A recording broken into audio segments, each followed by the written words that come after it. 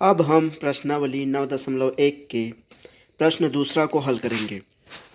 प्रश्न दूसरा इस प्रकार है। प्रश्न दूसरा है EFGH। EFG तथा H क्रमशः समांतर चतुर्भुज ABCD की भुजाओं के मध्य बिंदु है। एक समांतर चतुर्भुज ABCD है, उसका मध्य बिंदु EFGH है। उसका मध्य बिंदु EFGH है। तो दर्शाइए कि एरिया EFGH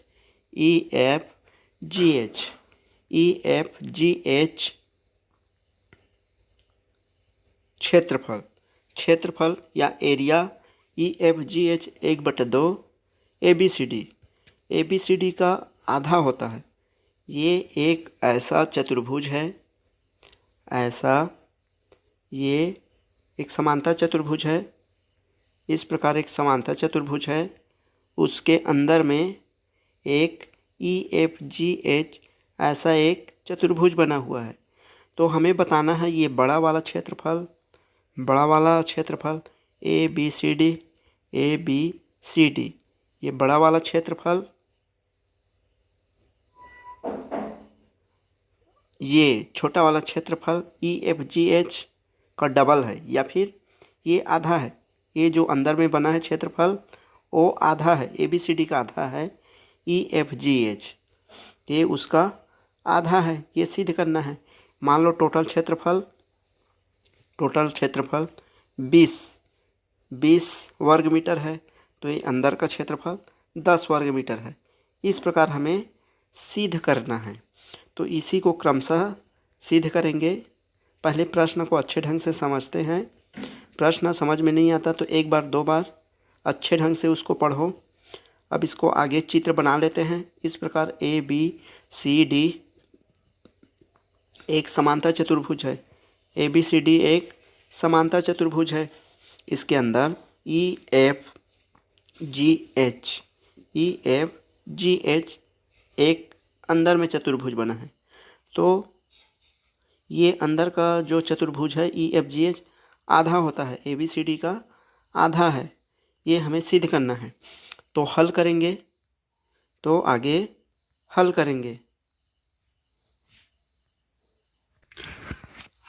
करेंगे। इस प्रकार हम लिखते हैं HGF। ये देखते हैं, ये समांतर चतुर्भुज में एक रचना कर देते हैं, HF को मिला देते हैं। तो HGF देखते हैं, एक त्रिभुज बना हुआ है ऐसा, ये इसको बीच से ऐसे मिला देते हैं तो एक त्रिभुज बना हुआ है ऐसा। तो और यहाँ पे ये एक ऐसा समांतर चतुर्भुज भी बना हुआ है। तो हम जानते हैं कि समांतर चतुर्भुज में बना त्रिभुज उसके क्षेत्रफल का आधा होता है। ये वाला क्षेत्रफल इस क्षेत्रफल का आधा होता है HFCD का, HDCF का। तो HDCF का ये अंदर का जो त्रिभुज क्षेत्रफल है वो आधा होता है।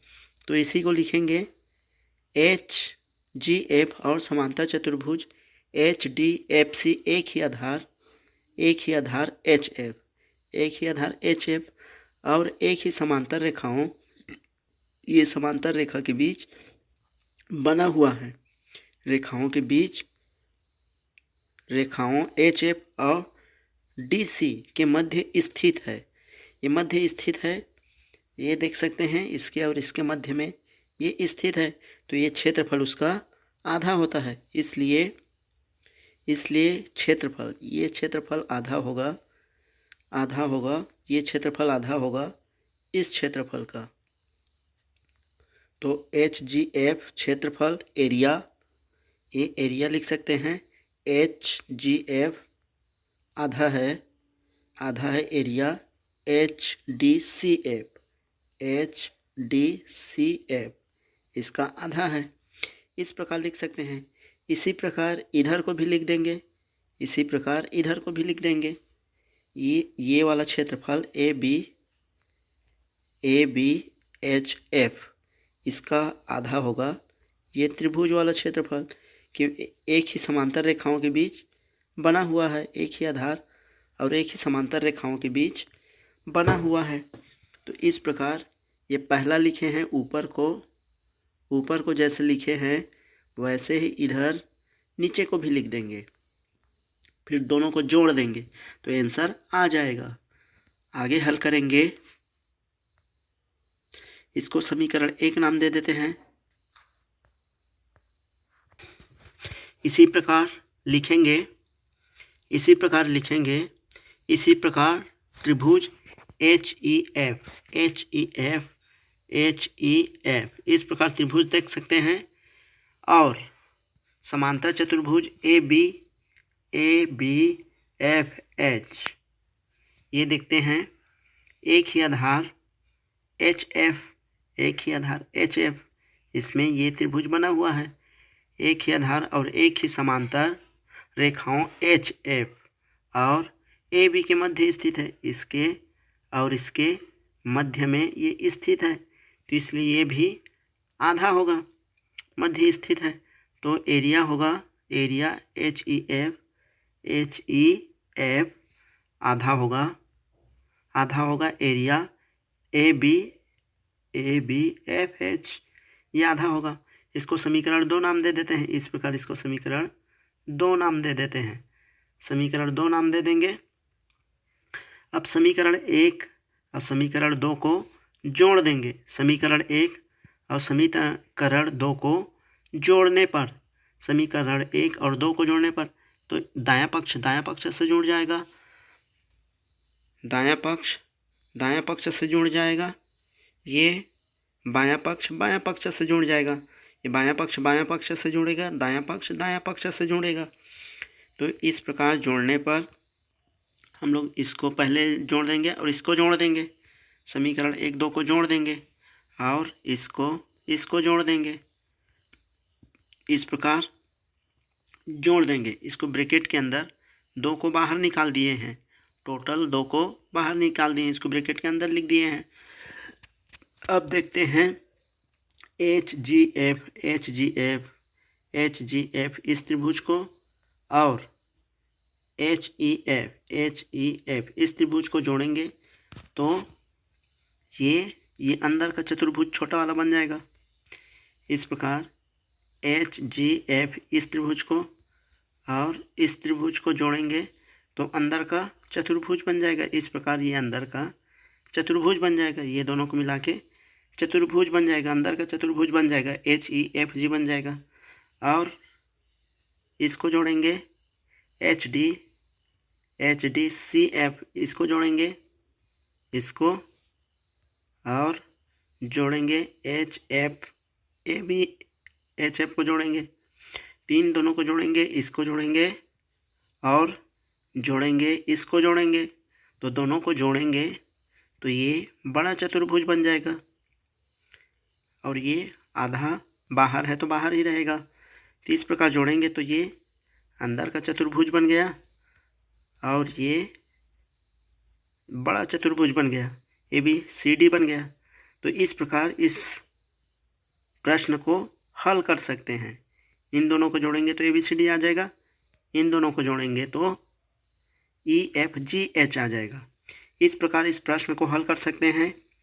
इसी प्रकार प्रश्नों को हल हुआ देखने के लिए चैनल को सब्सक्राइब कर लें तथा अपने दोस्तों को शेयर भी कर दें ताकि वे भी इन प्रश्नों को अच्छे ढंग से समझ सके। कमेंट में जो भी समझ में नहीं आता उसको ज़रूर पूछें। इसके पहले वाले वीडियो को देखें जिसमें इस प्रमेय को सिद्ध करके बताया गया है। उदाहरण नंबर 3 को इस प्रमेय को सिद्ध करके बताया गया है, उसे समझे रहेंगे तो अनिवार्य रूप से ये और अच्छे ढंग से समझ में आएगा। इसलिए गणित में पुराने जो बना हुआ है, पुराना जो प्रमेय है उसको अनिवार्य रूप से समझे। अब इसी प्रकार अगले प्रश्न को हल करेंगे। अगला प्रश्न को इसी प्रकार हल करेंगे। अगले प्रश्न को देखने से पहले इस चैनल को सब्सक्राइब कर ले। अब हम अगले प्रश्न को हल करेंगे। अगला प्रश्न है प्रश्न तीसरा, पी तथा क्यू समांतर चतुर्भुज। पी तथा क्यू समांतर चतुर्भुज ABCD की क्रमशः भुजाओं DC तथा AD पर स्थित बिंदु है। पी तथा क्यू समांतर चतुर्भुज ABCD की भुजाओं DC तथा AD पर स्थित है। दर्शाइए कि एरिया APB बराबर एरिया BQC। इस प्रकार हमें सिद्ध करना है, दर्शाना है। तो सबसे पहले ABCD एक इस प्रकार चित्र बना है, उसको लिख लेते हैं। ABP और समांतर चतुर्भुज ABCD एक ही आधार AB और एक ही समांतर रेखाओं AB और DC के मध्य स्थित है। DC के मध्य स्थित है। इस प्रकार चतुर्भुज बना लेते हैं ABCD। इस प्रकार चतुर्भुज बना लेते हैं ABCD एक चतुर्भुज है। P और Q समांतर चतुर्भुज ABCD की भुजाओं D और C तथा AD पर स्थित बिंदु है। P और Q एक स्थित बिंदु है। P DC पर P बिंदु स्थित है और AD पर Q बिंदु स्थित है। AD पर Q बिंदु स्थित है। DC पर P बिंदु स्थित है ADC पर और AD पर Q बिंदु स्थित है। तो हमें इसको सिद्ध करना है कि दोनों का क्षेत्रफल, यहाँ पर एक ही आधार में ऐसे दो त्रिभुज बना है। एक ही आधार में दो त्रिभुज बना है। एक त्रिभुज, ये दूसरा त्रिभुज, ये दोनों का क्षेत्रफल बराबर है, हमें सिद्ध करना है। APB मतलब AB आधार में बना है ये त्रिभुज और BQC ये त्रिभुज, दोनों का क्षेत्रफल बराबर है, सिद्ध करना है। तो यहाँ लिख देते हैं ABP और समांतर चतुर्भुज ABCD एक ही आधार AB, एक ही समांतर रेखा AB और DC के मध्य स्थित है। ये दोनों त्रिभुज समांतर रेखाओं के मध्य स्थित है। तो हम लोग प्रमेय पढ़ चुके हैं कि समांतर चतुर्भुज के मध्य बने त्रिभुज का क्षेत्रफल उस चतुर्भुज के क्षेत्रफल का आधा होता है।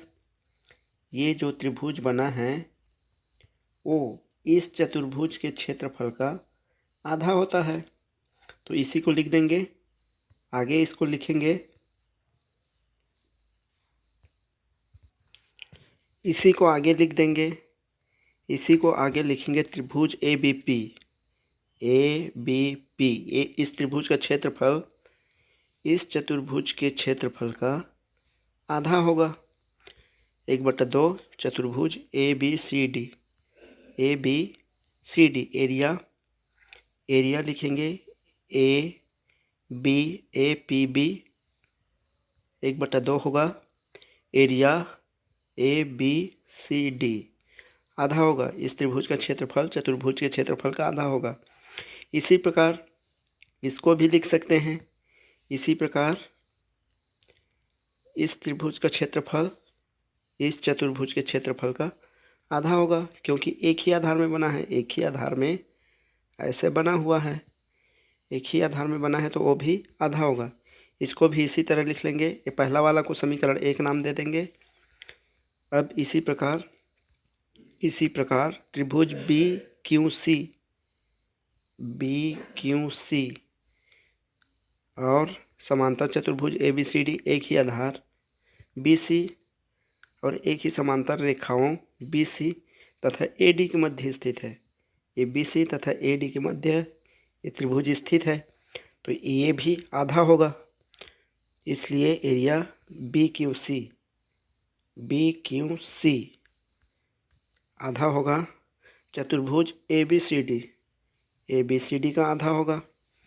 अब इसको समीकरण 2 नाम दे देंगे, इसको समीकरण 2 नाम दे देंगे। समीकरण 1 और 2 से ये देखते हैं, ये और ये कट जाएगा। ए भी इसका आधा है, ये त्रिभुज भी इसका आधा है, और ये त्रिभुज भी चतुर्भुज का आधा है। तो जैसे टोटल चतुर्भुज का क्षेत्रफल मान लो हम लोग 20 मानते हैं, तो इसका आधा एक त्रिभुज का क्षेत्रफल 10 होगा। उसी प्रकार यदि टोटल चतुर्भुज का क्षेत्रफल 20 है और इसका भी 10 होगा, तो जो 10-10 है वो दोनों बराबर होगा। इस प्रकार समीकरण 1 व 2 से त्रिभुज ये और ये कट जाएगा। APB बराबर एरिया BQC लिख सकते हैं। इस प्रकार समीकरण 1 व 2 से लिख सकते हैं APB बराबर BQC, ये दोनों सेम है तो कट जाएगा। इस प्रकार इस प्रश्न को हल कर सकते हैं।